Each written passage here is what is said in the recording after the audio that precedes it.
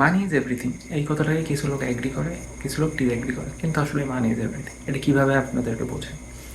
Squid game season 3 বের হয়েছে, last এপিসোডে দেখা যায় যে জিহন $45.6 বিলিয়ন স্যাক্রিফাইস করে দেয়, সাথে ওর লাইফটাও স্যাক্রিফাইস করে দেয় জাস্ট একটা বাচ্চার জন্য, যেটা ওর নিজেরও না। তো সেম এই সিনারিওটা আপনি নিজে ইমাজিন করেন যে ওই প্লেসে আপনি আছেন, বাচ্চাটা আছে, এত বড় অ্যামাউন্ট টাকা কি আপনি স্যাক্রিফাইস করবেন, সাথে লাইফও।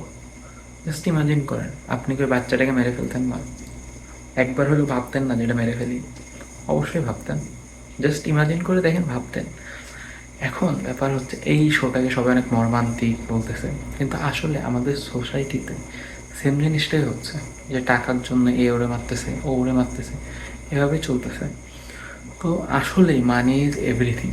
মানি বাদে আসলে কোনো কিছুই মানে সম্ভব না। মানুষ টাকার জন্য অনেক নিচেও নামতে পারে। সো মানুষ তো কোনো ব্যাপারই না, আর এটা এখন কমনই হয়ে গেছে।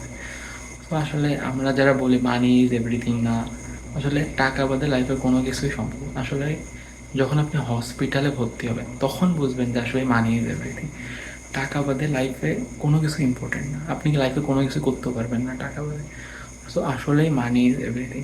আর টাকার জন্য মানুষ ধ্বংসাত্মক হইতে পারে, মানে চরম লেভেলের ধ্বংসাত্মক। মানুষকে মারার কথা মানুষ দুইবার ভাবে না। সো এই গেম যেটা বানাইছে ওইটা আমাদের সোসাইটির উপরেই কেন জানি মনে হয় বেস করে বানানো, যেটা গেমে দেখাইছে, কিন্তু আমাদের রিয়েল লাইফে সেম জিনিসটাই আমরা করি।